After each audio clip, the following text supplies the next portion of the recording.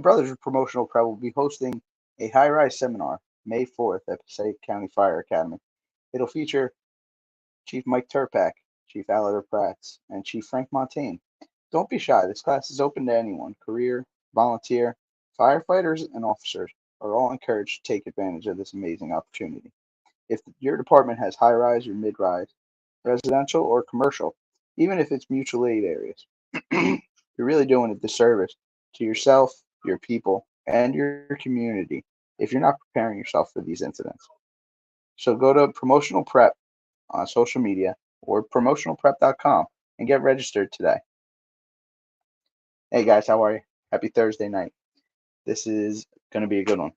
Run number 9 with Captain Robert Piparo. Captain Piparo is a captain with the City of New Brunswick Fire Department in New Jersey. Assigned to Ladder Company 1 on the 2nd Platoon, Pip is the current host of the podcast The Size Up, hosted by National Fire Radio, where he focuses on his guests' time spent off the job. Pip is the director of 555 Fitness, a firefighter-operated not-for-profit that began with the mission to reduce line-of-duty deaths within the fire service. 555 Fitness has grown to provide motivational aid and free workouts for emergency responders around the globe. 555 Strength is our foundation. Our foundation grant program has donated over $100,000 worth of fitness equipment to departments nationwide. Pip has both career and volunteer fire and EMS experience, which includes working as a National Registry NREMT-P, dispatcher, and instructor. Pip enjoys going to work and hosting the podcast. However, his greatest joy is spending time with his family. His wife, Tracey, sons Finn and Dex are Pip's motivation to keep growing, learning, and becoming better each and every day. Because what we do off the job matters.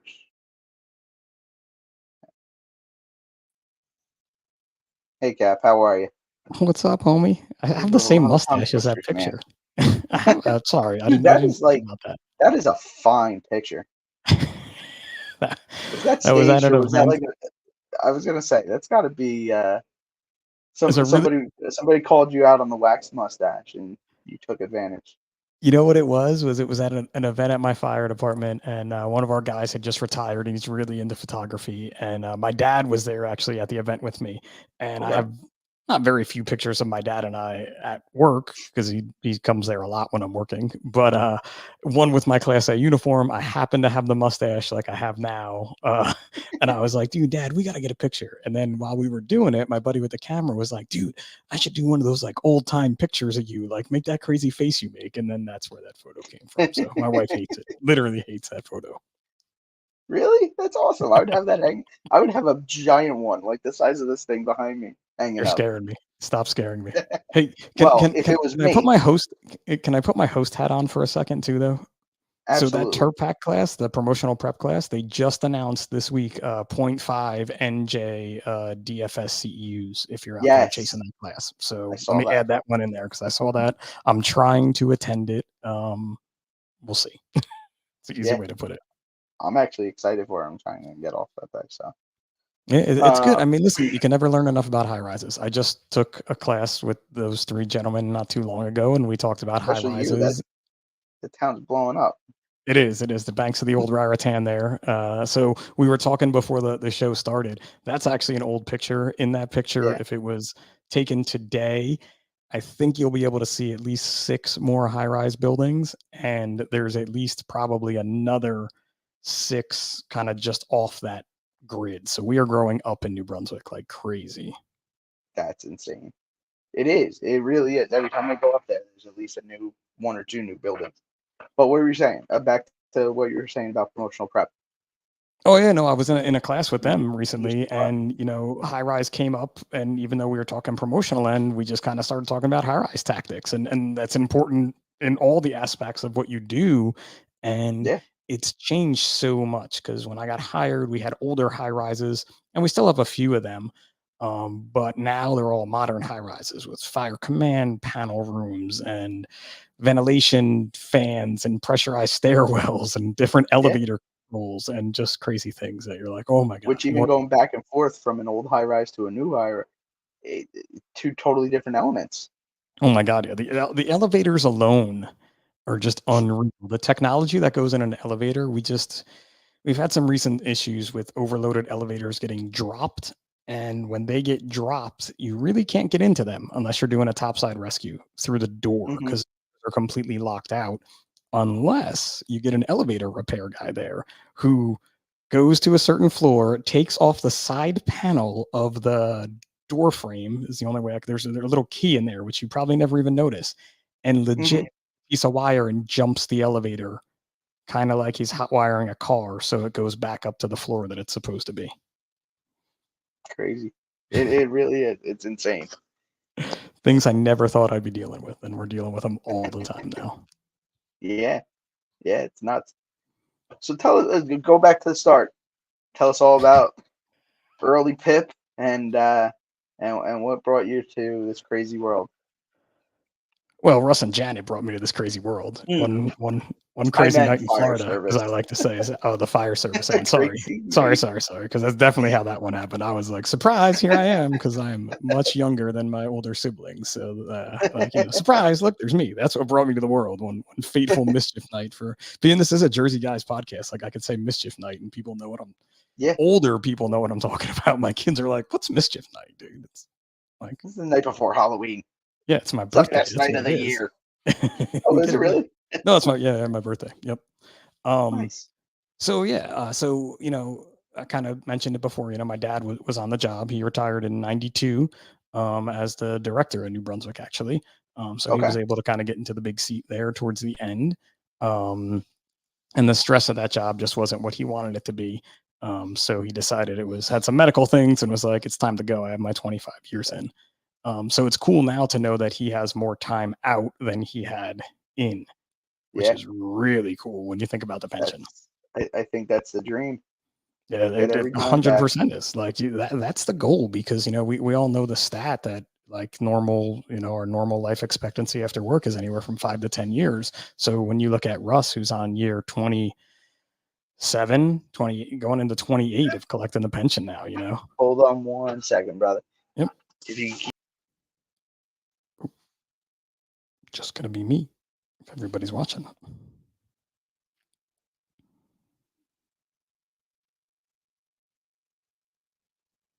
don't know if I keep talking or not, so we'll just sit here.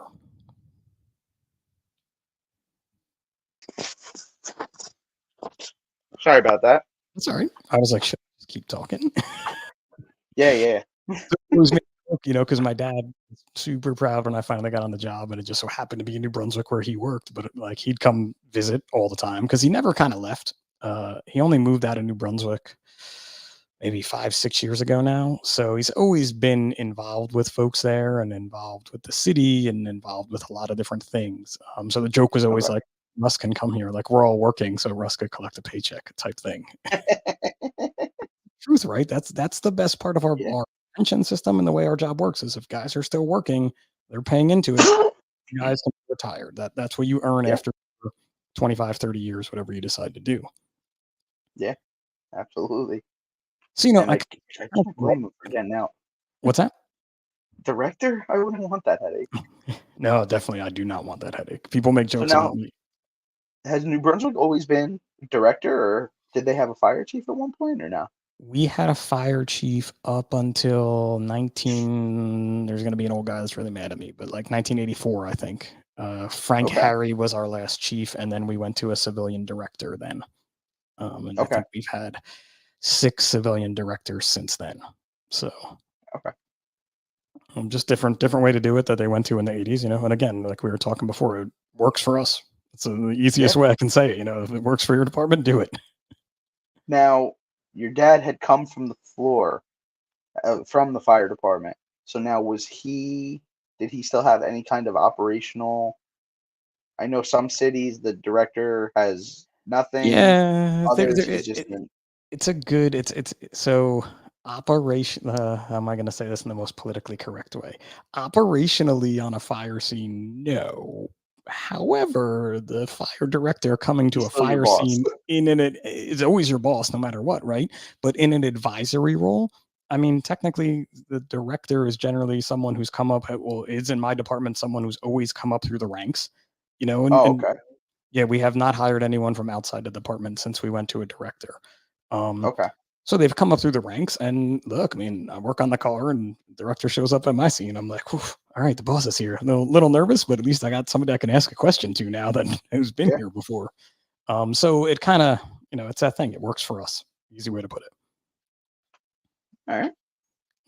So yeah, so Okay. I kind of grew up in it all, right? And I went to high school and was like, oh, I don't know what I want to do in my life, and didn't know what I wanted to do with my life, and didn't want to know what I wanted to do with my life. And my a cousin of mine was volunteering on the rescue squad in the town over where they had volunteers, and he's like, dude, why don't you come check this out? Like, kind of talk about maybe being a firefighter, and you had to be an EMT in most departments anyway. And Yeah. at 16, I joined and got my EMT at 17, and kind of was like, yo, this is pretty cool. And we were a first aid and rescue squad. So at 18, I got to start doing rescue stuff, and Okay. really was like, oh, this is definitely what I like. Like, I want to do this for sure. Um, and then I got hired at Robert Wood EMS when I was 19. So 98, I think I got hired at Robert Wood, and was just testing for fire department after fire department. Okay. And New Brunswick was the one that I scored the highest on when the job was available. I scored pretty high in other places, but the job was never available or made available to me. So I Okay. worked EMS on the bus, and I worked in dispatch primarily towards the end, or not towards the end, towards when I got hired by the fire department. So I came on in January of '04. Okay. Now, real quick, has New Brunswick always been Robert Wood EMS, or did they ever have their own at one point? No, so the fire Whether department the fire ran. department or other.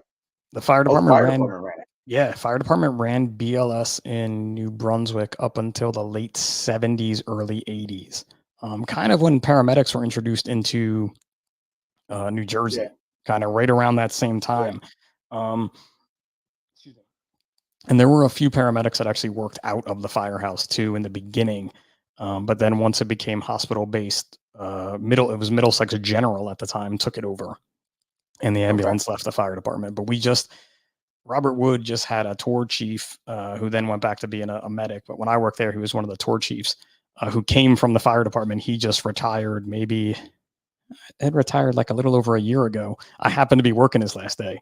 So he came to the firehouse and was kind of like reminiscing. And it was cool because I've known him, for a very long time. Yeah. But for the younger guys to hear the stories of like the paramedics and the EMTs sleeping in the firehouse, and our dinner buzzer in the kitchen, because our current kitchen is the old dispatch room, used to be the ambulance alarm, and Okay. it still works. So like you hit that and it means food's ready, but Ed hit it and it would mean he's going on a call. So he was all excited to hit the button, and like it was a really cool experience to see him get to do That's that, awesome. after That's so long. awesome. See, and that's another thing. That's what it's about. Like coming back and being able to relive your style. Like those memories that you had and you built with the guys that you worked with, and like that's the environment. Unfortunately, there's not, like you said, 5 to 10 years is our life expectancy anymore. You still get those guys every once in a while that come back, but we chase people out of New Jersey, and Even we don't when have a like lot of old timers living in Jersey anymore.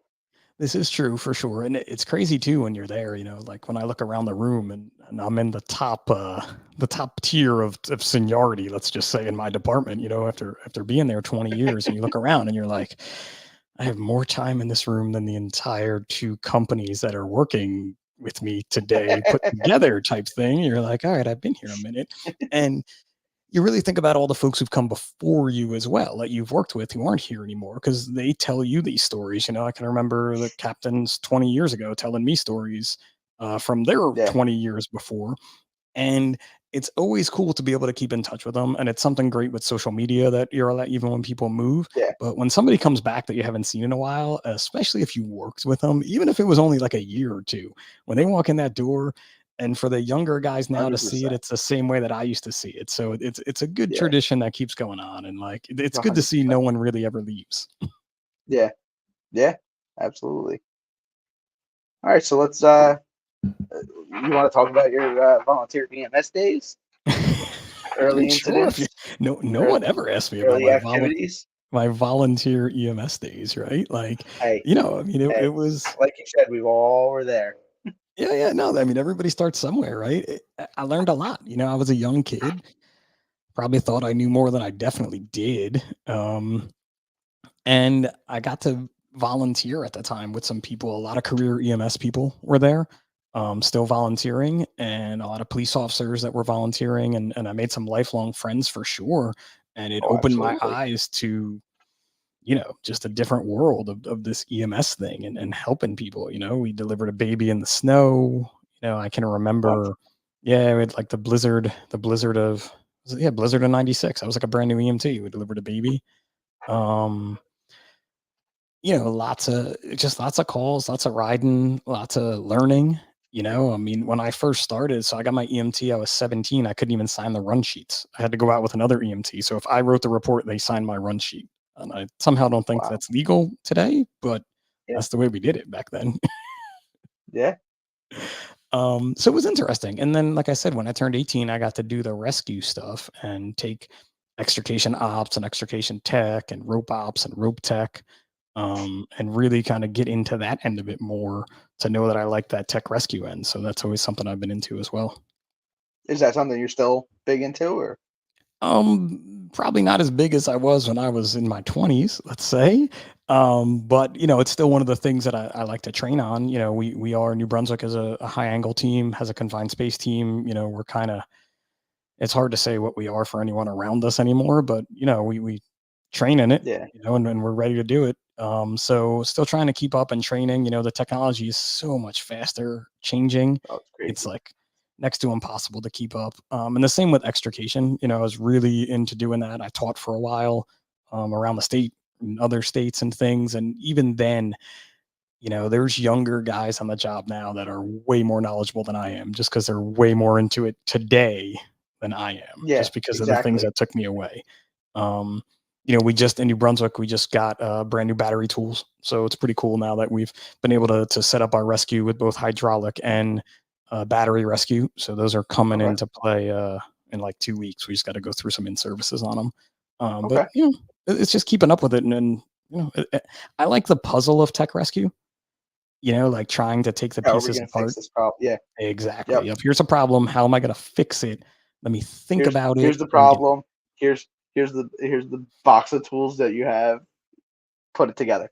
Yep. And here's the people too. Remember, you forgot that other part in the middle, the Yeah. players that you Yeah. have that you now like. Because again, at the level that I'm kind of at now, it's like kind of playing chess. Like I need this guy to do this because I know he's good at this. I need this guy to do that because he's good at that. And Yeah. that's always And kind of one because of I the. have nobody else that can do that, Exactly. Yeah. Because I know you're but I really got good at it. 15 people that can do this. And that's always been the biggest joke too. Is like even now, guys on my shift are like, "Bro, I don't even care if you're on the car. If we get a confined space rescue and there's a victim down there, you're going in the hole, man. We got to figure somebody else out to run this thing because you are the confined space pro at your size and medical level." Why ever would they say that? I may be pocket sized, for the folks out there that don't know me. I'm on the shorter, more slim size. Hey, I'm not big. I'm not much bigger, bro. But that's it, right? And that's always been the thing. It's like, oh, dude, if there's a confined space, we need Pip to be there that day. And who knows, man? I don't know what would happen if I was on the car and that call had to come up to play, But it's one of those things that you just always keep in the back of your mind. And that's part of the puzzle, right? That I'm a Yeah. dude, I'm the right size to go on rope. And there's some other people that are meat anchors. And I'm very proud to say that my ladder company that I ride on has some anchors, and those guys are the dudes I want holding the rope for me. They don't I want me want them holding the rope pulling for the them. rope. Yeah, yeah. Like I'm I like, want you don't them want me all. holding it. Here's the choice. I hold the rope for you, you hold the rope for me. Who's in? And there we go. So So what'd you think? So being a tech rescue guy, what'd you think about that Louisville job? Yeah, I mean, it looked from everything that I've read and some folks I've talked to. I mean, look, it went off without a hitch, and it's Yeah, really basic. It looks dramatic as hell, and there's a yeah. huge pucker factor into what you're Oh, doing when you're doing that. Even just putting the ladder out over that, and to me, I'm like, oh my god, please, outriggers, stay. Like, work yeah. today, outriggers. Of all the days of working, you need to work today. Today, I Um, don't care if you work tomorrow. but it's something we train for. I think anyone who's on any type of ladder company with a rope complement has to train for something like that. It's just way more dramatic. That holy Absolutely, absolutely, And I tried not to curse when I absolutely. said that, but like, yeah, total pucker All factor. But those dudes, you could tell they practiced it. They didn't never practice it off the side of a yeah, bridge. they But never thought they were doing it 85 feet over the bridge. it was more amazing too. The driver just staying so calm and being able to work with the rescuer. I mean, the driver was a huge help in however I believe it was a female, but I could be wrong, however they Yeah. harnessed her. Mhm. Because we practice that too with our victim harness, if we're just going to use a sling or if you're just going to grab them. But you're practicing that generally with another trained person, not hanging Or a off. mannequin. Yeah, or a mannequin. Yeah, not hanging off the side of a bridge with safety Yeah, lines in place. Um, so I thought it all looked pretty cool. Like it's yeah. definitely the pucker factor one though. Mm, But you should practice for that. I would definitely, 100% definitely. because we already did something in house with it. Just the weather's been so bad recently since it happened. Yeah. We're taking the ladder out and we're gonna do a little. We're not going over a bridge. So nobody think that, but like we're gonna do a little more with that one just to be safe. Definitely. All right, so EMS time, moving through. Your paramedic, you just wanted to One of the challenge. You expand know that what I mean? further. Like I Now, are you really still a medic, or you still I, maintain that, or I'm an inactive New Jersey medic, which means that okay, basically, like, I still have my number, and if I wanted to reactivate, I would have to affiliate with one of the agencies, and I can okay, reactivate. And then anything like if something new came out, like RSI, I would have to go and take those classes okay, to get back on the truck and whatever competencies I would have to do. But it was like, you know, I always liked doing the medicine end of it. I like putting out fires, so let's get that right too. But I really liked medicine. My wife is a physician assistant. That's kind of how we met. She was working in the ER, I was working EMS. And medic was always one of those things that I'm like, I think I could do this. And a lot of people were like, I yeah, think you could do it too, dude. So just prior to no, just post right around when we had Finn, was when I decided like I should go to medic school. This is a good time to go. Like maybe right after we had him. Like we have a newborn in the house. Let's go to medic school. Um, so I did, and I got through it and worked for a few years, and it was a really rewarding thing to do. But what happened was around the same time I got involved with 555 Fitness, okay, and that really started to take off and take me. To places I never thought I'd end up, like going out to FTIC, going out to Firehouse yeah, Expo in San Diego. I was traveling so much. I had a newborn at home. We were trying to have another baby, or maybe Declan was right born around that time. Um, and I was realizing that I was going to work and my partners were always carrying me because, again, it's one of those things that, like, if you're not in it every day doing it, dude, yeah, like, I mean, listen, I'm not gonna say like I was good with the patients, like I could assess people, but the things were like, oh, this week we have a different IV catheter. And I'm like, what do you mean? Like we had a different one last week. Now I got to learn a new one this week. Oh, the yeah, drugs are constituted differently this month. And I'm like, wait, what? Like I'm like looking around my poor charts, EMS charts. I was getting more flags than I was not flags for things, and I'm like, you told me to write it this way. No, that was 2 weeks ago. You got to write it this way this week. yeah. And it was just See, becoming, that's the bureaucratic stuff I hate about even the fire side. It's just everything. Like you just get set up and you're doing it this. Everybody's smooth, and and it always seems like you take a week off and you come back and they institute a new policy. It's like, oh! Yeah, it was definitely, yeah, that was definitely what it was getting to. And like I said, I worked with great people. I worked for a great program. I had great partners. I even worked with medics that became medics after me that were amazing to work with. And like, technically you're supposed to be like the senior medic. And then like, I'd be like, I'm not the senior medic today, right? I'm like the pinch hitter I'm they call driving. in. Yeah, like I'm like I may need some help here. You know what I mean? Like like this. We got a new video laryngoscope again. We just had a new one like a month ago. Now there's another different one in here. And everyone was awesome to work with, and it was actually a really hard thing to go inactive. And a lot of the folks I worked with were very not happy that I was doing it with me. They're like, "What do you mean, man? You're fine. Keep doing this." And I just couldn't. And even Yeah, my mentor, like got me through medic school and who I loved working with was like really pissed at me. And it took him and his New Jersey Italianness like a few years to finally be like, dude, like you left I and I get was it. not happy, but you helped so many more people with that 555 thing than you could in the back of the Yeah, bus, helping one person at a time, even though you were really good with yeah. that. So it kind of sucked. It was bittersweet and I had a great time, but it just, my wife, he says there's a reason and a season for everything. It was like my season to Yeah. be a medic. Yeah. Hey, you did it. You got there. Helped a lot of Class is people. hard. Like, don't Yeah, no, don't that's sleep college on stuff. paramedic. Any kids out there listening? I'll do the Keith Hernandez line, like I say sometimes. Like, kids out there listening today, like, don't sleep on medic school. Like, if you want to do it, buckle down. No, it's really just you got to buckle down. You got to study. You got to stay up on all the stuff, and you got to get all that knowledge in. But it was Yeah, great time. Had some cool calls absolutely. as a medic too. So maybe cut someone out of a car as a medic somewhere, but Let's talk to him. maybe not. Let's talk about him. Talk about him. Oh, maybe there was a call where the folks are having a harder time and someone there knew who I was and that I had taught extrication and where I worked. They were like, dude, you think you could help us? And I'm like, bro, I just got the person on the monitor and started 2 IV lines and now you want me to do this? And my partner was an older medic who was just laughing at this point because he's like, "You're getting in the car," and I'm like, "I know I'm getting in the car, dude. Like, I'm already in the car. Like, 2 lines running, monitors on, patient's good.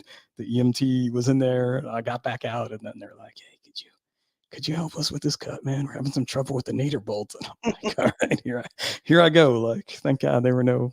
It was a little pre-camera phone day, let's say, because I probably would have been in some trouble had it not been. I Wow. did put on some PPE though. I did don a helmet and a coat to do that with. So Allegedly. no, I definitely did. Allegedly. I definitely did. I had Oh, no, no, so no. it's I'm saying allegedly this happened. they allegedly. Oh, I mean, I probably could. I guess the statute of limitations over. No, and I didn't say where it was, but oh yeah, I definitely did it. Like 100%. Like What are pop they the going to do? door. Take your medical license away? Yeah. No one knows where this happened. Like I said, pre cell phone days. I can. It's so funny how like, how you get those calls where you can like vividly remember. Like I remember the way the car was facing. I remember the street I was on. There was a chain link fence across the street. Exactly which number address it was in front of. Things got a little crazier too because as I was doing that, they had already called another rescue company to come to the scene. So like the other rescue was pulling up like as I was kind of like let's say the team was kind of finishing doing it and these dudes got out and they were like, "What is going on here? Why is he doing that?" I'm like, "I don't know. This is Hi." bull. Yeah. They were so pissed. I'm like, "Hey man, what's up? We're just gonna leave now. I'm gonna go in the back of the ambulance. We gotta get to the helicopter." And Get we, to we the ended up chopper. flying that person. Yeah, we flew that person to the trauma center. Um, but yeah, like there were just some cool calls like that. You know what I mean? And again, when you're a medic, it's one of those things too, where like the simplest of calls, like you can fix anaphylaxis. So I had a call a young girl on a Parkway rest stop. She went into anaphylaxis and her EpiPen misfired. So she had no epi. And then I'm not even kidding you, That's a someone thing. else gave her an EpiPen and that one misfired. That's a thing. Yeah, clearly because the needle did not come out of 2 of them for whatever reason. The needle did not. I mean, I didn't have the time to be like, let me investigate your EpiPen here. I was just like, let's go. Like, and it was, excuse me, she was so so I too suffer from allergies. So I know the feeling of needing Yeah. epi stat, let's say. So we like got her in the bus, and I'm like, "Don't worry, we're gonna take care of you." And you know, we got lines in her and we got epi in her, and she was good to go. But it's like one of those things that like you see her in such distress, and then you Mm-hmm. fix it, you know. And then That's knowing from awesome. allergies, yeah, she's like, "Can I go home?" And I'm like, "Nah, man, we just gave Mm. you way too much epi, like for you to just go with your parents now. I'm really sorry, but you have to go to the Yeah, hospital. The hospital can let you go the second after you leave, but I'm like, I you gotta can't drive do to the that. hospital, man. I don't think my doc's gonna go with this without laying eyes on you type thing. Yeah. But it was cool to be able to fix people like that. You know, you have a CHF person or something that you can actually see. You know, you wake up a diabetic. Um, those were cool. You know, those were cardiovert somebody. I got to do that. Um, I did an EJ line in the neck once Okay. on someone. Yeah, it was pretty interesting, but I did it. I'm all right with that. But that see, for being only an EMT, I could see that being so much more rewarding because, like you said, you're seeing your work have a result. It's more Sure. than just as an EMT, especially in urban setting. They call it the bus for a reason. Yeah, Like, you're there quick. I mean, look, I'm fortunate in New Brunswick. When we go on EMS calls, we can throw them in the back. The bus will pull up, and sometimes we'll have the person on the but I mean, stretcher. like it just mentally being the EMT versus the medic, Yeah, where you're seeing that intervention work, versus every day I'm picking the same lady up and bringing her to the hospital because she doesn't she doesn't want to walk. Like, yep, I can give you oxygen, give you the gas of life, and take you to the hospital. And it gets to be not rewarding. Is a really easy yeah, way to put it. You know what I mean? And mm-hmm, it's something that you gotta want to grow, though. You know, and I feel like in the fire yeah, service, in EMS, and any role in life, you know, you have to want to grow. And I know absolutely, people that worked as EMTs their whole lives and were very happy. And hey, if yeah, that's you, that's you. But if you want to grow and you don't take those chances, like a lot of mm-hmm, people, and I know one of the reasons I didn't go to medic school when I was younger was because I was so afraid of failure. You know, like I'm like, oh, if I go, what if I fail out? You know, like what's everybody going to think about me? Like I'm the first person that yeah, failed out of medic school, right? Like, come on, yeah, that's just, no, yeah, and I still had that fear, except I was older, and I was like, no, that is not happening. Like I am going to make this not happen. And I studied yeah, my, you know what, off, bro, in medic school. My yeah, wife will tell you, man, I was in those books every day. Guys at work were like, holy cow, dude, look at how thick your book is. And I'm like, yeah, that's why I'm yeah, reading it. yeah, it is. It really is. This is only one of them. I have 4 more at home if you'd like to see. It's the little one. Yeah. Oh, the big one. It was really cool though, and I made some good friends in medic school, you know, and a few are still working as medics. A few have gone on to fire jobs in other states, believe it or not, where they can be a medic on the fire engine. Because Yeah, that to me it's another reason why I probably gave it up, was because I couldn't be a medic on the fire engine. hmm Like that sucks that we're not allowed to do that in New Jersey. Makes no sense which to me. I don't understand. Like, I don't understand the whole like why we can't have a county medic system and stuff like that. I don't get it. Money. But It's all about money, man. There's money yeah, to be had in medicine, and yeah, there's lots. organizations that are making money right now, and if county and fire departments were able to be paramedics, they'd be able to make that money. So why would you want to? Nobody would want to give that up. Exactly. Why do you So want to give that money up? Which exactly, is a shame. Which is it is. 100% a shame because what we were talking about before, that's a way to combine the two Yeah, and provide a better service to the community. That it, it's so interesting too, because I've met listen, I've worked with some of the best medics out there in New Jersey, being in a hospital-based system for sure. However, now that I've left New Jersey and met people all around the world, I have met equal, if not better, fire medics that are captains on engine companies and truck companies and rescue companies, or EMS supervisors through the fire hmm department, in departments that brought them up and gave them a chance to grow within their department. You know, like, hey, work as a firefighter for 5 years, become an engineer, or go the paramedic route. We'll send you to school and you could be a paramedic and still ride on the engine. I mean, they're just amazing providers out there that I've gotten to meet yeah, with. yeah, absolutely. And again, at the end of the day, it's a better service for our customer. Our For sure. If you don't want to call them a customer, No, listen, they're customers. There is no doubt that the people we serve are customers, man. But there's a school of thought within the fire service that they're not a customer; they're a civilian, a citizen. Well, they pay my bill. Sure. They pay my salary. Like they're a Sure. customer. They're definitely a customer. Like my boss told us several years ago that, and I'm the way he said it probably didn't come out the way he wanted it to, but he's like, "We are now in the customer service business," and everybody was like, "You got to be kidding me, man! Like, what are you talking about, customer service business? Like, we're firefighters. We go put out fires." However, he then took that and cultivated this attitude within our department of this customer service first type attitude of think about the people who's there, let's think about what we're doing, let's think about how we can serve them. And simple things like, oh my god, you don't have any smoke detectors in this house, we'll put one up for you because we have them. Yeah. People don't forget that. Trust me, they call us back and be like, hey, can you change the battery now? And we're like, no, we can't change the battery. that one's on you. Like, we're not that far into customer service, but like, it's these things that you can do to just make someone's experience on their worst day better. And the same for EMS, as much as, listen, I did those quick transports every day and things, but sometimes those folks, they just want to talk to somebody and you're the person that they're talking to. And you kind of got to find the bright side in all of those types of things, or the better side of that. And you can make someone's day, simply holding someone's hand in a bad situation is a big deal. 100%. 100%. And you don't see that when you're younger. Like back in my volunteer EMS days, right. I didn't see that at all. All I saw was, let's do cool stuff. I forget where I was in a class, and it really clicked. Like you said, in our younger days, I don't want the drunk on the side of the road EMS call. I want I want the CPR progress. I want the action. But he stood up and he's like, "You guys are firemen, right?"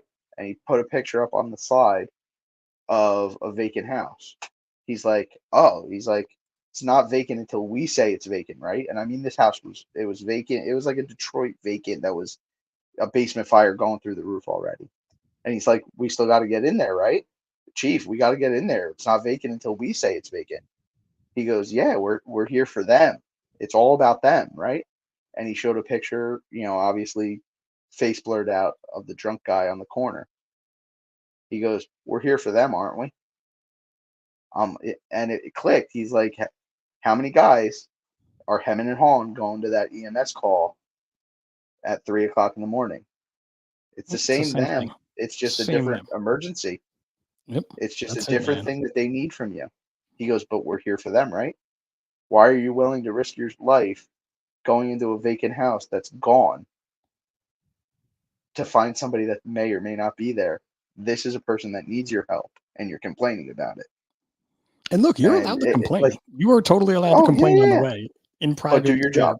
But the second you get off that rig, you're doing your job and you're on until it's over with, whatever it may be. And 100%. I think it's, again, this thing you see over time. And I know, my department has hired 30 people in the last 3.5 years. So we have a lot of young faces, and some of them are pretty young, actually. And then some are no connection to the fire service either. And teaching them these lessons are things we didn't really think about before my boss was telling us about this customer service mentality. And now I'm like, dude, we run in and put out the fire and do what we have to do. I was like, but sometimes afterwards, it's even bigger deal for us to go in with a flashlight and help folks get stuff out. Because a lot of that safe. Help find, dude, not even that safe. Like literally in the community that my house is in, it's a lot of single room occupancies or multiple families in one house. And a lot of times, that TV is the only really thing the person has. And if they can walk out with that because the fire didn't affect them or water damage didn't affect it, listen, man, pick that TV up for the lady and let's carry it out for her. And she can take it on her way, because that's part of what it is we do. We want to help them afterwards. We don't want their stuff, because again, you leave a house after a fire, sure, it gets locked up, but things get stolen. Let's not get wrong. So let's go back in with a handlight and let's help them get whatever it takes. However long this is going to take, we're going to be out here and helping you do it, because that's a big part of this. And it's a good life lesson that I learned. And I'm hoping I'm teaching these younger cats kind of this lesson. Yeah, 100%. I mean, And see, that's another thing we're losing with all that. 30 to how big's manpower wise? 30 people. So we're How doing how much is that percentage wise? You think? 30. That's like 25% of my department. We're a little over 100 right now. So like we're at But like 108, so I you think think. about that. In 25% is within 3 years of the start of their career. Yeah. Now I'm that guy that's got 15, 20 years in, and I'm going, oh, I don't feel like going and stretching lines again. Well, what impression am I leaving on these young kids? One, I'm not teaching them, and they don't know. And two, I'm telling them that this is okay to have this miserable attitude. It's okay. You know what? We don't all, we're not 100% every single day. Rah rah, sis Sure. kumbaya, let's go. We all have our off days. We have our cheat days, if you will. You're a gym guy. I like it. The cheat day. No, But you're right. A cheat day is a good way to describe it, right? Where listen, everybody's not 100% of the time. I like to think with the group that I am with, there's always someone that's going to pick us up. So if I'm not feeling it, someone else is going to feel it. And we've yeah, cultivated that attitude where like even the young guys, I'm like, some days I'm like, what do you want to do today? Like, what do you want to learn about? What do you want to train on? What can you teach yeah, me? And we had a drill. I missed it this year because I think I was either sick or my kid was, I don't know what I did, but like, we always do kind of like firefighter down, firefighter survival stuff. okay, And we had to go through a wall. We had to do a low profile maneuver and like go through a wall and take our pack off. And two of the kids, this is going back like, and I say kids, but now they've been on for like 5 years. So they get mad when I call them the kids, but they're still the kids. But they had just come out of the academy and they had just done this in the academy, sets and reps. And I knew that because I worked on some academy shifts with them. And it came time to do this drill. And I'm like, yo, you go first to the new kid. And he's like, oh, yeah. And I'm like, yeah, I want to watch you do it because you know what you're doing, bro. And I don't. I've never done this before. So I want to see how you do it to know if I can do it right or not. And I learned from them that day, which was pretty epic. yeah, absolutely, absolutely. So now Sorry, I'm getting we haven't even talked. texts from viewers. Sorry. we didn't we didn't even touch on like your Kobe time and getting on the job, and you were talking before the show about how you were like me. You went all over the place and took every test you could. Yeah, I was tested everywhere. Any city that was offering it. It's crazy now with Facebook to see like how many jobs are available. And God. did you? Oh my I, God. I'm so Crazy. old. I'm so old. I applied. I subscribed to like a mailing list, and they would like mail you out things when there were Yes. job postings, like pre-email type thing. Yeah, I And then remember I think that. I got on an email list. It was really bad too. It was really crappy. Like it didn't even really help. They were just taking your money and like Oh yeah. sending you impossible jobs to get type thing. But you see now there's just so many more jobs. Even like we were talking Yeah. before, like the town that I live in, the town next to me, like they're hiring folks. It's a good way to get into the door, Yeah. in a smaller department. Those didn't Mm-hmm. exist 25 years 100%. ago. Yeah, so I was tested everywhere and I got lucky, got hired in New Brunswick, went back to the fire Yeah. academy with the group I got hired with. We were on 10s and 14s when I got hired, so that was a different schedule than we do now with 24/72s. So I did that my first year, which was Now interesting. you said you went back to the academy. You were a volunteer beforehand. I was a Volunteer volunteer fire. beforehand. Yeah. So Oh, in the okay. yeah, I guess I left that part out. Yeah, in the volunteer EMS thing. Then I Yeah, did we the skipped volunteer over all fire. your. Did the We volunteer skipped fire over thing all for my a couple of college. years. Yeah. Yeah, Did you want that to for say? a few years. So got a bunch of classes that way too. Went through Fire 1, went through Fire 2 at the time, but it didn't mean anything in New Jersey. Fire 2 was just a class. And got some fires under my belt as a volley. Still testing, even with the guys in my volley department testing for jobs. We drive places together out of state. Where'd you volunteer? I was in Franklin Township in East Franklin. Okay. So, a department most people in Jersey may know, may not know, but, did that for a few years until I got hired. And that's when I stopped doing that. I had stopped volunteering in EMS a little prior to that too. Okay. just because I got more career jobs. You know, I was working at Robert Wood, I was working at Monroe, Yeah. I was working at Rutgers, I worked at the Art Center, Monroe EMS or Fire? Monroe EMS. I worked there Oh, for a okay. few years. I worked there Um, for a little bit. Again, it's one of those places that it's a great place to It kind of was a great stepping stone. start. Same with Rutgers EMS, another great place to work. You know, when you're local to the New Brunswick area. And the Art Center too. I worked for Monarch, and I even worked a Okay. couple of shifts for Monarch. I couldn't even tell you what towns I was working in, but I did a couple of BLS shifts for Monarch. But I was mostly at the Art Center. I did that for a few summers. That was a really fun job.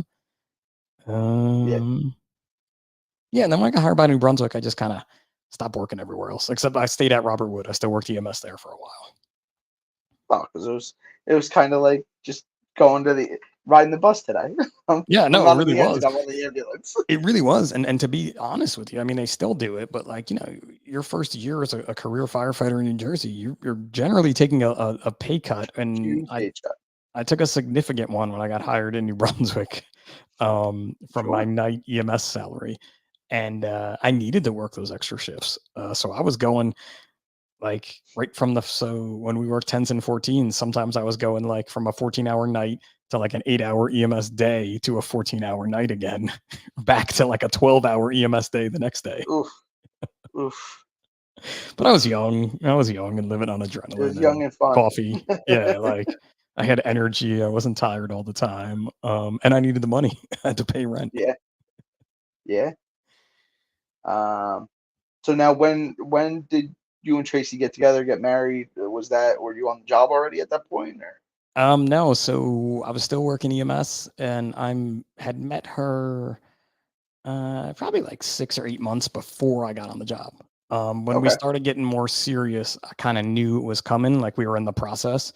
And it was one of those things where I was like, hey, I think I'm gonna be a paid fireman soon. Like, that's cool, right? Like, and she's like, yeah, you know, my uncle's on the job in the FDNY. And I was, oh, that's cool. Like, there we go. So yeah, we were dating like 5 or 6 months when I got hired, and Oh, okay. then moved in together shortly thereafter that because it just our leases were up and we were like, well, we pretty much spend all the time at each other's apartments anyway, so we may as well move in together type thing. And engaged a year later, married a year after that, and it's 20 years together, or it was just 20 years together last year.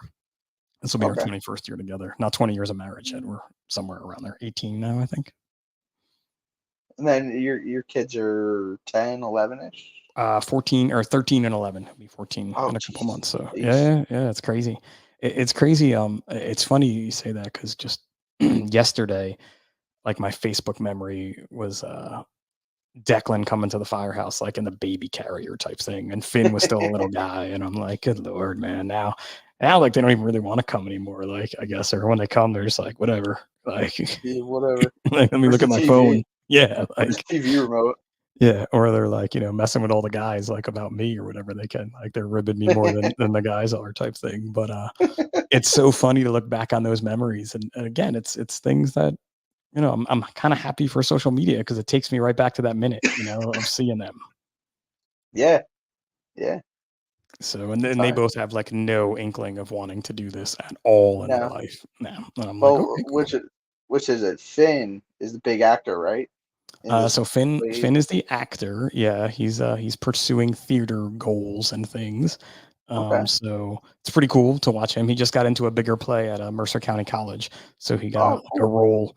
Yeah, it's crazy to think that that's going to be my kid up there type thing. Because he's done it already, you know, in middle school, and they're both in School of Rock, and they both do vocals. Okay. So Declan is, and I'm even more excited that this summer Declan just got into the way School of Rock, they have like seasons, and you pick a certain show that you want to do. Okay. Um, Declan is really into like harder music. So this summer he's lead vocals for System of a Down versus Rage Against Nice. the Machine. Ooh. All right. So his grandparents are not going to like that show at all of him screaming. He's already But you know sang what? They're gonna be grandparents, and they're gonna a go, and they're hundred gonna this, and they support, go every and time, it's gonna and be awesome. And they cheer and they turn and they look at me with like disgust, like you let him you're into this music. exactly, exactly, and you're gonna look at them and go, "Where was this support when I was that age?" No, his grandparents are so supportive. I mean, it's so cool too to watch these kids and like. So Declan's already sang "System of the Down" song, and the band was so good. It's like you forget their kids up there. You know what I mean? They're so talented. So it's so exciting to watch them and just watch them grow and um, do things that I never thought I would be doing, could ever do, type Yeah, thing. absolutely. That's awesome. That's great. I mean, I I have wanted to be an zero musical actor, but talent. I have no, me either. I can't. I can barely play the radio. I suck so bad.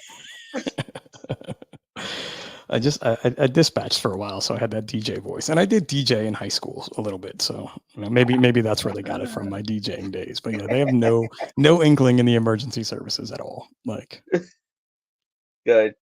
I mean, I hate it because the numbers of jobs are going up, and the number of people that are interested in doing this job is going down.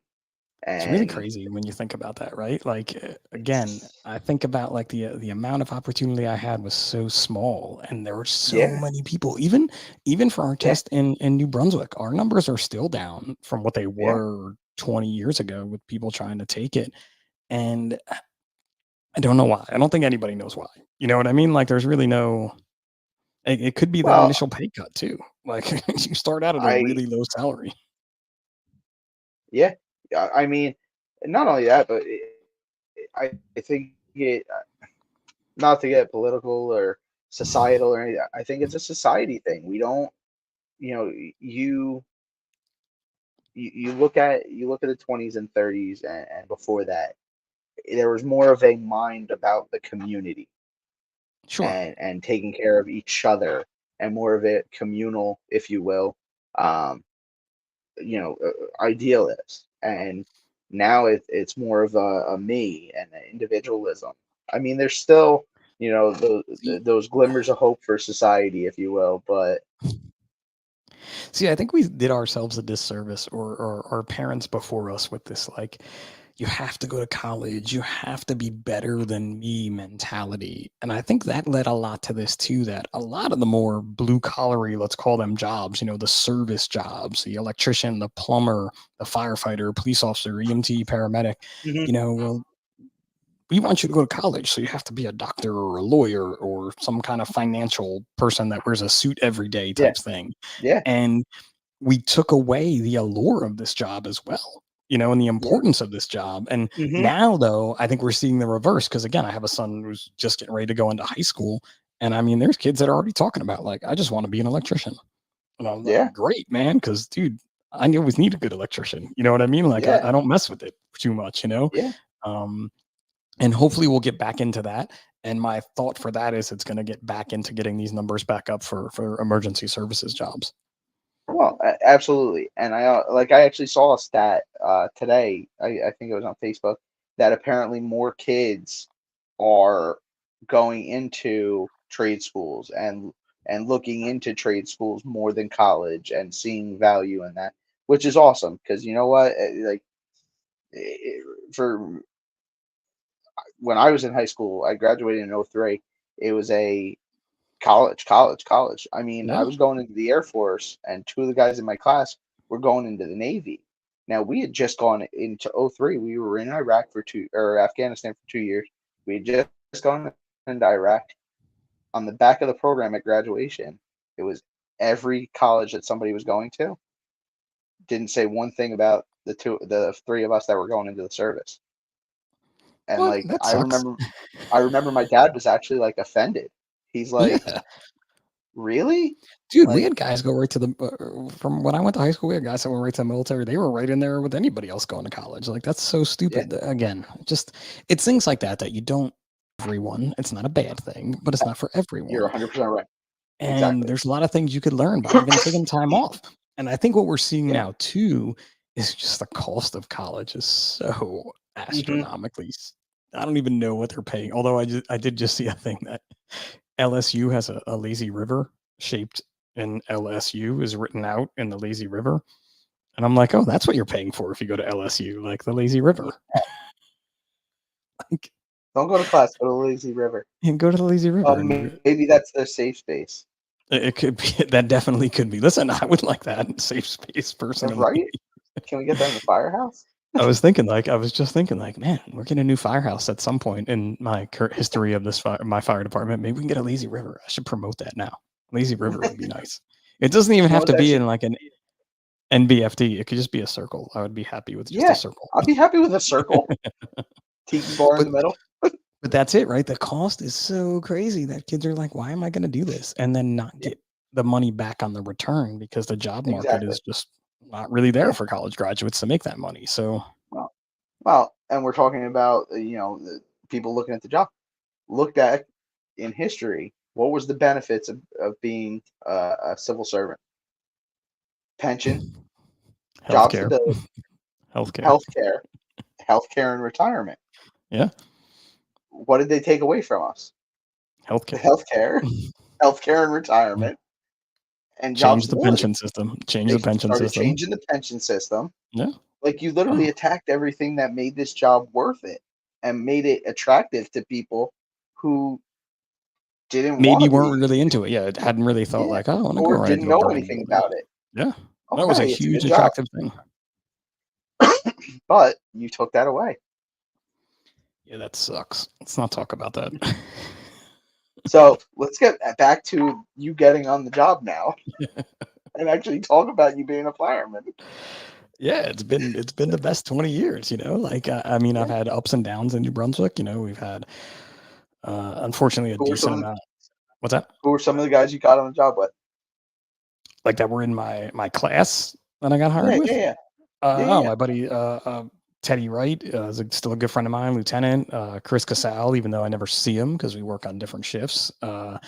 Dana is a lieutenant on another shift now, so it's pretty cool, and we've all remained pretty tight. The most of us that got hired together, and then there were loads of dudes there, obviously before me, who I've still yeah, remained friendly with. Then we lost a few people. Unfortunately, my first year we lost Jimmy D, Chief yeah, Tahern, yeah, died yeah, while on duty. And then my department just went through like a bad stint of just either job related deaths or active duty deaths, whether they'd been traumatic or cancer or heart attack, where, mhm, we kind of got too good at doing funerals, I guess was kind of a yeah, way to say it there. But we got through it and, knock on whatever, we've had ups and downs since then and things happen, but not to that level. And um, there's things you learn in that, and there's things that I can now again convey to the younger firefighters who weren't there. yeah, Um, when we do have an active duty death, in the department, like I worked recently when the firefighter in Plainfield lost his life, and I yeah, looked around the room, and there were only 3 of us on duty that day that were in the department when we lost Jimmy D. So having to explain this whole kind of how thing it worked, to yeah, yeah, how it's going to work and what's going to happen over the next days, and even explain a little bit how the people in the department are feeling, because you still have to work. yeah, That was the thing. Like we still had to work. Like really nobody ever really talks about that. But when you have a line of duty death in your department, sure, we didn't work during the funeral and the wake and things. We had other mutual aid companies come in, but that was a week after. So we were still working in between that time and then still yeah, working after. And so yeah, that's a whole thing to kind of to have to contemplate. So I definitely grew up fast in the department when it came to those, like the mentality of it all. yeah, We also had good things happen too, and I like to say we're moderately busy, so I guess I've seen my fair share of fire. I don't really know what, we're not going to fires every time we go to work like some departments are, but we, yeah, there, see, that was a couple of years back, like 6 o'clock at night, 3 blocks from the firehouse, totally involved when we pulled up. Like looked out the front door getting dressed, like holy cow, I could see the flames.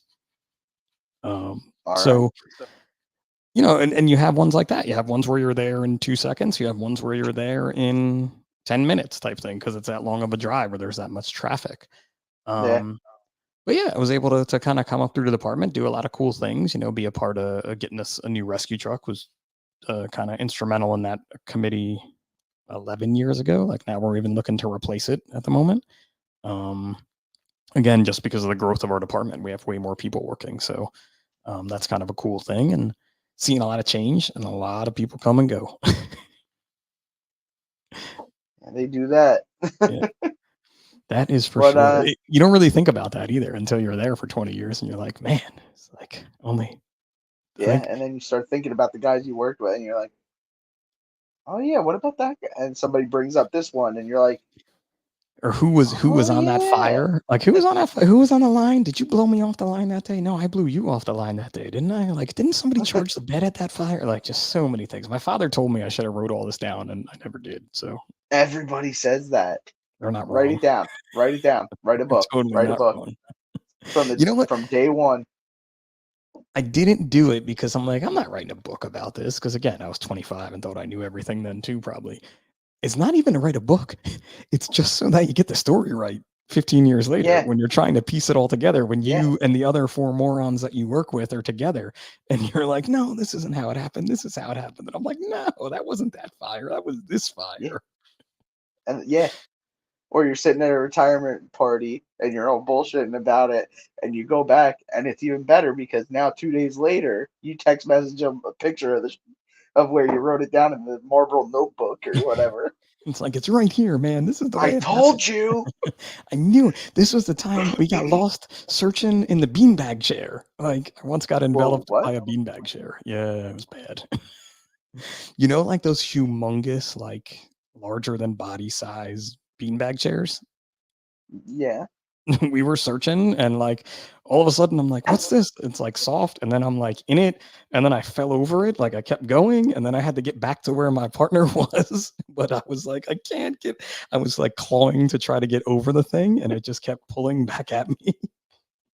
With my gloves on. Yeah, there was a lot of yelling back and forth. I'm like, I'm in a beanbag chair, I swear. It's like, I don't know what I'm in. Like, what is this? It's almost like you fell in the ball pit type thing, you know? Or you're like, I can't get out. And then, you know, it was actually the fire was actually down the hall from where this room was, where the beanbag chair was. So my partner that I was with, who's now a deputy chief, he got to the sliding glass door in the room we were in and opened it.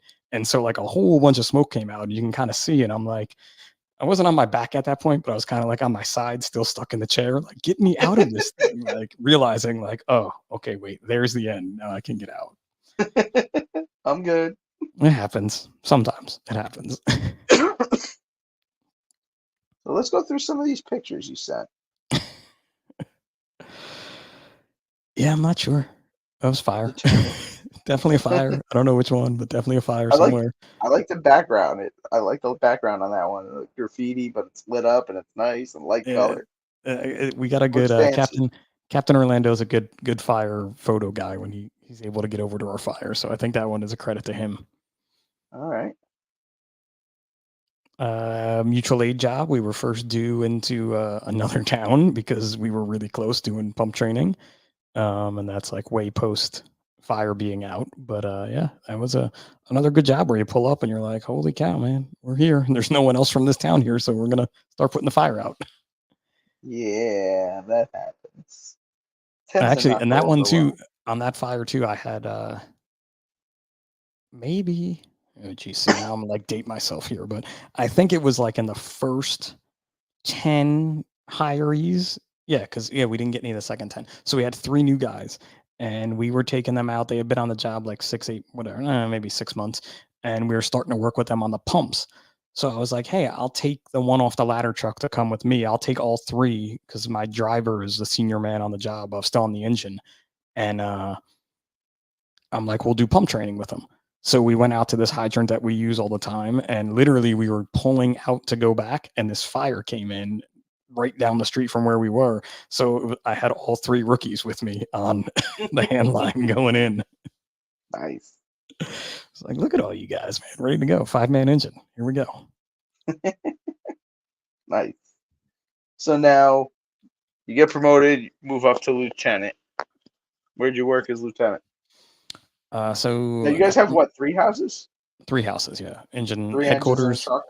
3 engines and a truck, yeah. So 2 single engine houses. One in the college area, one out in the outskirts of town, which is engine 2, which is where I went as like a new lieutenant. That was my first assignment. And I was out there for like 6 or 8 months. And then I went into the office for a little while in kind of an OEM capacity for about 7 months. And that just was not working for my family and I, the schedule. So fortunately, another officer actually wanted to go into the office, so I was able to get myself out in a faster time than it would have been.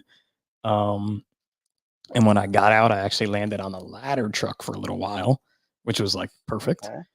Yeah. And then some more promotions happened, and a captain bumped me over back to the engine. So I was on engine one until I came back to the ladder recently. So I made captain while I was on engine one and stayed in the same spot I was in just because of the way, again, the shuffle happened. Okay. And then I was able to get back to the ladder. So I've kind of floated around a little bit. When you're new in New Brunswick, you work in all the houses at some point anyway, because you're the floater. Okay. So you're the vacation fill-in person. So I've worked in all 3 houses, but I never really spent a lot of time in the college house. I kind of avoided that if I could. Engine 5? Engine 5, yep. It's too loud there at night, man. Them kids, I'm done with those kids, especially now, man. I'm so done with those kids. Oh, so done. Like, I'm the old gritty guy now where I'm like, oh, these kids. Like you pull up and they're everywhere. I'm like, oh, college kids again. With the camera phones. With the camera. Speaking of cameras, Rutgers has put a boatload of cameras in like all over the university, and that has severely decreased our nuisance runs at the college. Because we don't really, I have to get this confirmed, but I'm pretty sure now if you do something bad, you just get thrown out of housing. Like it's not, or thrown out of the university, not even like thrown out of housing. Like you're out. Really? Like we have you on camera. Yeah. Like, because I remember when I got hired, I felt like we were going on, like I blew off a CO extinguisher in the hallway of the dorm, once a week we were doing that. Yeah. And I just had one of those recently, where I feel like, man, we haven't had this in forever. So you still get a lot of like, remember this. Yeah. I'll tell you, like, I'm like, man, you guys don't even know what this is like. Like, check it out. Back man. in my day. Well, just so like sad. Mischief Night. Just like Mischief Night, like Yeah. we were talking about before. It's so sad when you could become that guy, but they really like stepped up to, I think they just throw you out now because you're on camera. Like everywhere you walk in those dorms, you're on camera. And it's all state property. Yeah. So I think that's the cameras on that end have helped. But I mean, listen, you're still going to food on the stove. You're still going to steam from the shower. Mm-hmm. You're still going to, The 10-minute bag of popcorn. Reheated my pizza in the oven in the box. Can't tell you how many of those I've been to where you're like, oh, this is the future of society here. Like, yeah, right. Like it's some of the things you see at Rutgers are an experience, man. That's for sure. That is for sure. But 18-year-old it kids, happens. they're idiots. Yeah, away from mom and dad for the first time. Like it's you also see my too, environment like, as well. We get that. Traffic like in September is the worst. Oh, October sure. it starts to get a little bit better. November is when it gets back to normal for the rest of the year because they've either been thrown out or failed out or just gave up and moved home. But it's always or they realize they get 2 months. around the city quicker. Yeah, if they just walk or ride a bike. But I hate the traffic in September. So yeah, that's kind of the New Brunswick story. Now I'm the captain on my shift, and a couple more years to go. It's an easy way to put it, for the most part. Loving life. I mean, I love the guys I work with. I work with a great group of guys. I mean, the whole department is great to be in. But my specific group is who I gel with, and we've been together for a while now, which is really a good thing in my opinion. Because we all kind of know each other, and like you said, you pick each other up when you're down. You help each other out. You realize like I don't even need to know someone's down. They don't have to tell me. I can just usually tell, or they can tell. Yeah, exactly. You get that feeling with each other. Yep. So it's been a really good thing. It's been a lot of fun. So now let's talk about 555 Fitness. Sure. What brought you to it? What got you involved? What's it all about? Fitness was always like important to me. It's a good way to put it, especially being a smaller guy and such. So I was always into doing anything new and exciting in fitness, and I kind of got into CrossFit and was doing that. And this page appeared on Facebook, 555 Fitness, where it was like, asking you a question, are you fit enough to do this job, and putting out workouts. And I'm like, these are pretty cool. And they were putting out honor wads for the 343 firefighters killed on 9/11. You just kind of started. And I struck up kind of like a bromance with the dude who was running it, is an easy way to put it, on social media. He was a captain out of Texas, and we became really friendly. And he was like, "Yo, I'd like to make this a not-for-profit. Do you think you'd want to help me?" And I'm like, I have no idea how to do any of this stuff. Like, I'd just become a CrossFit coach. I'm like, but sure, why not? Like, why don't I? We didn't have we don't have the best fitness equipment in New Brunswick, just because we don't have the room for it. It's what it really comes down to. There's just no room for a gym, so we do what we have to do. And I was doing a lot of body weight workouts, and I'm like, why don't I go on Instagram and I'll start putting body weight workouts out while we figure this all out. And that's kind of my 555 story. And we started working together and decided we could give away fitness equipment to departments that didn't have it if we raised money. Sold some t-shirts, raised enough money, started giving away fitness equipment, and grew it, and kept growing it, is an easy way to put it. And 10 years later, it's kind of like that reason and season type thing again, where like, I don't know if people's donations need to go to fitness equipment to fire departments. Like, it's not the same as it was 10 years ago, where now it's such a priority for departments to get fitness equipment. So maybe we could do something better with a not-for-profit. We just haven't figured out what yet. Mental health. So it's been an experience, though.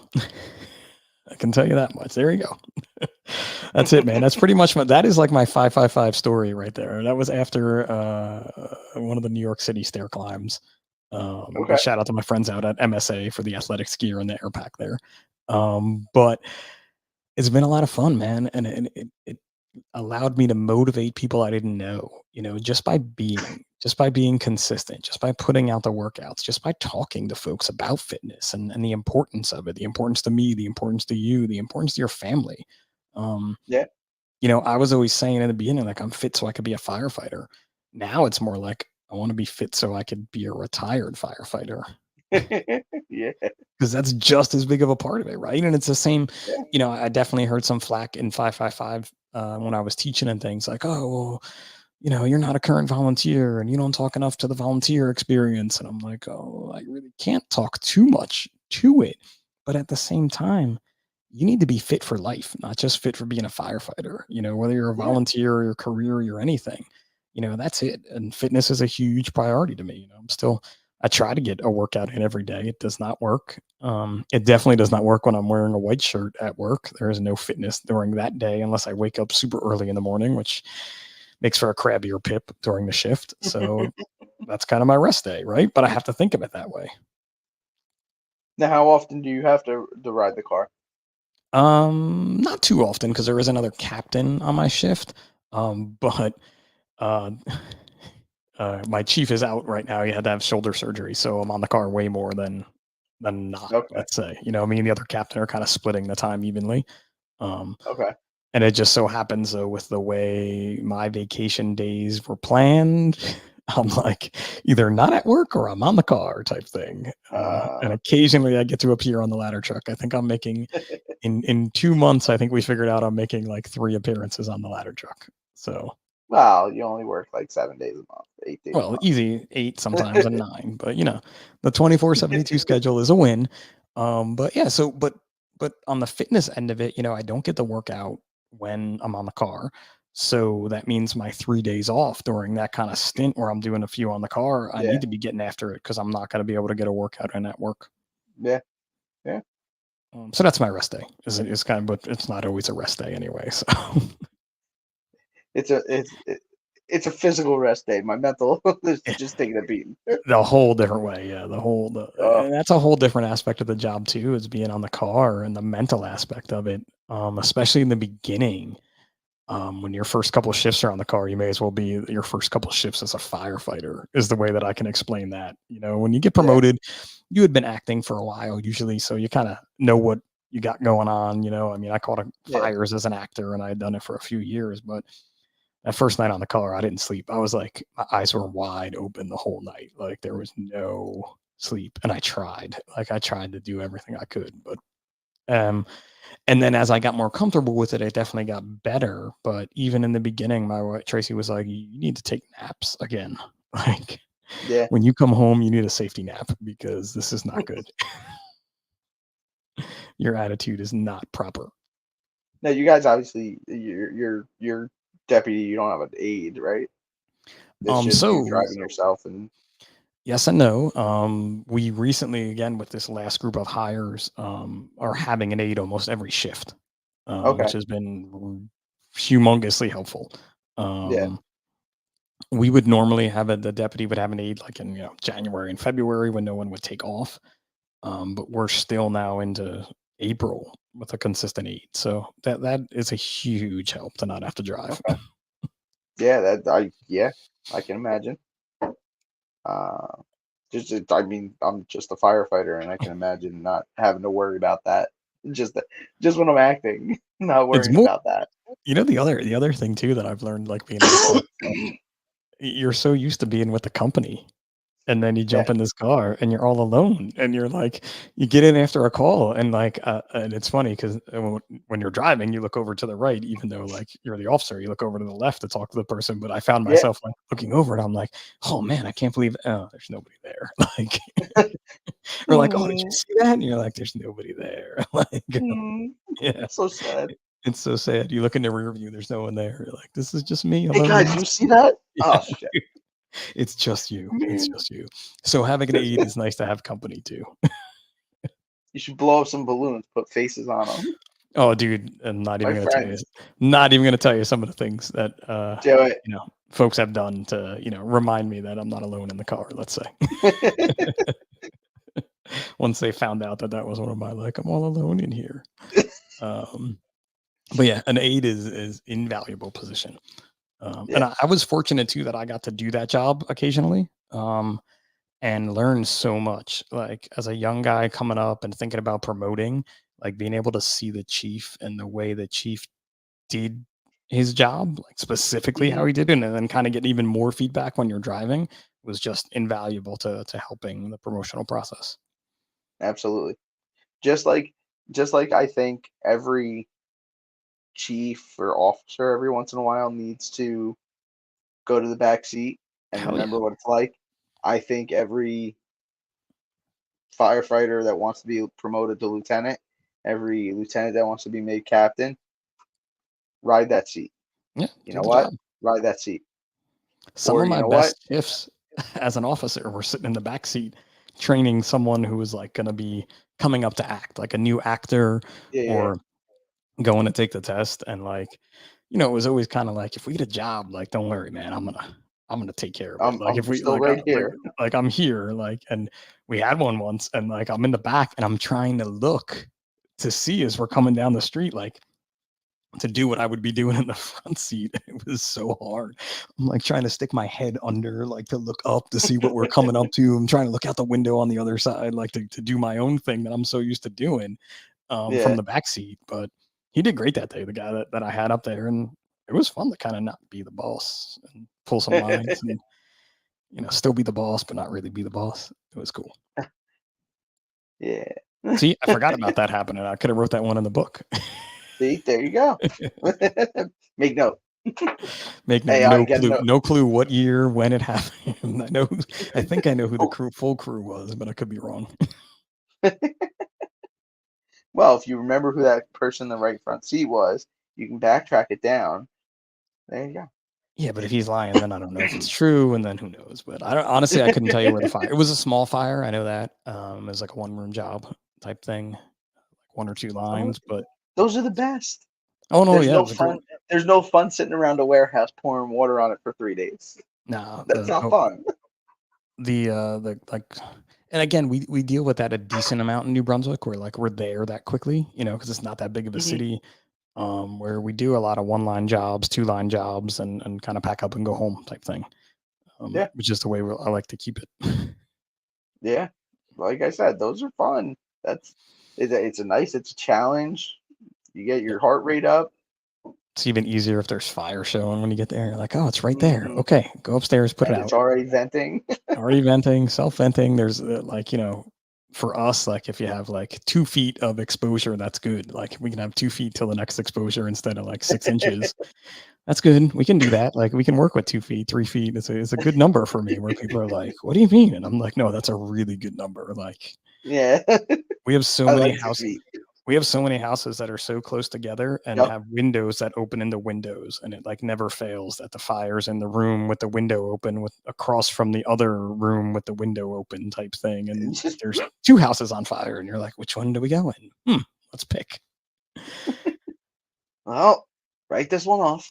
Yeah, it's the worst, man. I hate having to even say that and think it, but sometimes we have to because again, they're just so close sometimes. Or again, it's knowing your people and knowing who's working that day and knowing your job. Like our second due is order supply and backup line.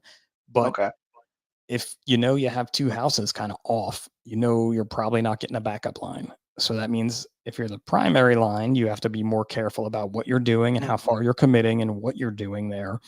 And if you're the second due, you have to know that now you're going into your own firefight. You're not the backup line, and you're not going to have a backup line because the third due is coming, but who knows how they're going to get split to back you up, Yeah. So it's again that knowledge of the job and knowledge of the folks that are working with you that I think is huge. Now, when you guys get work, is it dumps all 3 houses? All 4 companies are coming? Yep. Do you automatically get mutual aid coming in, or? So if the chief, who's ever on the car that day, pulls a second alarm, that brings a RIT team from Edison, who's a career department that we touch, and then it backfills all our houses and does a complete recall of our department. So we'll restaff all of our engines. Okay. And truck. So it doesn't get you many people to the scene. It could if you upgrade or you special call or something, but. Well, and you're also looking at what's the time frame. And that's it too, yeah. Because most of our second alarm is also volunteer companies, so they need to staff and get going into us, coming from a distance. So usually at some point we'll bring 1 or 2 to the scene. Just depends on again the incident. Gotcha. All right. Well, do you have anything else before we hit the Jersey questions? Oh man, well, we didn't even mention that. I do host a podcast called The Size Up by National Fire Radio. Yeah. My apologies. I do host that. Just celebrated my 1 year of consistent podcasting, so 52 weeks. That episode is coming out next week. Come out next week, or it came out this week? I think it came out this week. This week is the 52-week mark. But it drops every Tuesday. Thank you. It drops every Tuesday on the National Fire Radio platform. It's been an honor for me to work with those guys, with Jeremy and Rob and Sebi and everybody over there. So that's been really cool. If you do something cool off the job and you want to talk about it, that's what the Size Up is all about. So this week I talked to Sean Egan. He's a captain in Buffalo Fire Department. He brews beer. And we actually didn't talk as much about brewing beer as we thought we would. So we need to do a part 2 about brewing beer. Because we just talked like this. It just became job talk. Next week, it's cool because this is live. So I know when things are happening. But next week I interview Marcus Waugh. He is the world's strongest firefighter. He just won the strongman competition at the Arnold a few weeks ago, and I actually interview his wife Stephanie. So it's him and Stephanie's a strongman competitor too, as well as a firefighter in the same department as Marcus. So that's always interesting. Okay. So I've had some really cool guests and got to meet a lot of cool people and have them tell their stories. So it's exciting. That's awesome. And you said it's Tuesday night. Well, Tuesdays is when they drop.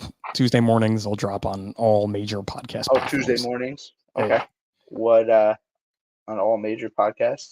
Sure. So Spotify, Apple, Stitcher, YouTube, Stream. I don't even know. There's so many of them.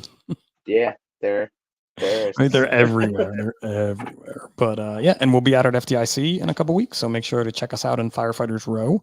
We're going to be live streaming from there. We're going to do the morning show, I think.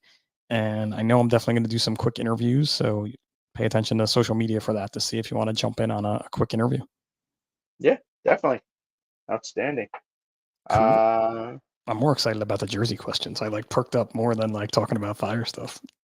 All right, here we go. Number 1, so pork roll or Taylor ham? It's 100% pork roll. People that call it Taylor ham are horrible people. It's the easiest way. Terrible. Pork roll. Terrible person. Totally. It's been pork roll, egg and cheese forever. Yeah, it is. I agree. Taylor's the company that makes it. Yes, exactly. Taylor Ham is the company that makes it. Exactly, and they make pork roll. It's a product. Yes, it's pork and a roll. Pork roll. It says it. Thank you, Dave. Dave McGlynn. For you. Boom. There's history. Done. All right. Next question. Best pizza. I'm gonna go with Papa's down here in Robbinsville. It is amazing. Okay. You got to go there to have it. It's so much better there. I do a lot of takeout from there, but yeah, Papa's in Robbinsville. And I didn't think I would say that, delicious. But it's delicious. All right. It is delicious. I have been there. Does Central Jersey really exist? 150%. Best place in the world, Central Jersey. Agreed. I may live a quarter mile south of the borderline of it officially, Central Jersey, it being 195, but I can see 195 from here, so I still consider it Central Jersey where I live. Do you have a 732 or a 609? I refused to get a house phone when I moved. All right. It's the easiest way to say it. I refused to get a house phone when I moved. We like to call this South Central New Jersey. It's a special hybrid area of Central Jersey folks that may live south of 195, but like all New York sports teams, and we're very different. Don't come here. Yeah. just go with Central Jersey. Yeah, I hear you. I was in Plainsboro for 5 or 6 years. That's north. So that's Central Jersey. That is Central Jersey for sure.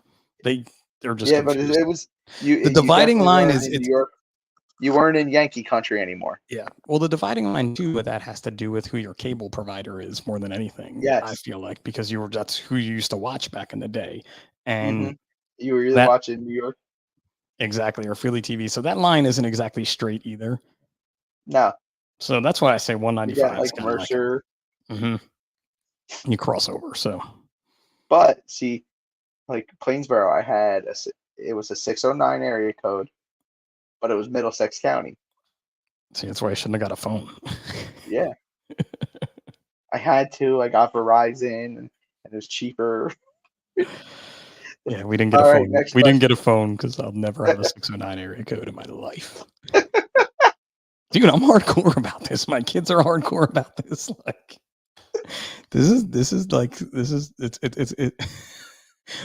my older son has a friend, a girl who's his friend, and she calls it Taylor Ham, and I'm like, get rid of her. She's got to go.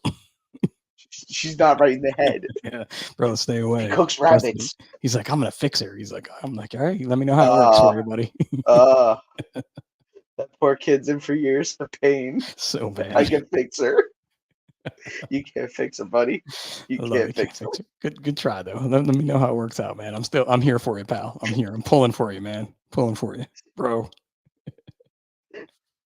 I got a little hope. I'm hoping. All right. Is it down the shore or is it the beach? Oh, it's down the shore. No. Not even a question. Like, if people from outside of New Jersey listen to this, they're like, oh, these people are weird. I don't know how many people actually listen to it. So what's your beach of choice? Asbury Park. All right. I've always been. I was there today. You're right. We hit it today. Waves look great. I used to be like a seaside Point Pleasant person, and then as I got a little older, I realized there was a whole northern shore area of Asbury, Long Branch. Seabright became my beach for a long time. I was hitting Seabright all the time. Like Donovan's, man. Donovan's. I literally, I was in the back of ladder 2 on what's it called? Hurricane Sandy.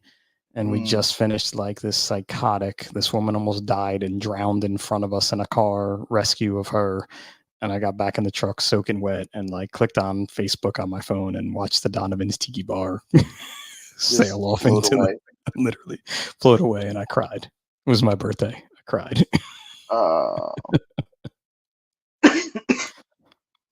Well, I guess I'm not going there for my birthday party. I'm not going there. I hadn't been there in a long time by that point in my life, but I still cried. All right. Proudest achievement on the job. Jeez, man. And so, and you prepped me for these two, and I don't, again, I think it's just working with the guys I work with. Like I don't really know, like if that's considered a proud achievement or whatever, but we really stay together. You know what I mean? Like no one wants to get away from each other. We become this tight group. The engine when I was on engine one, we were together for like a solid like 6 years or so, same crew.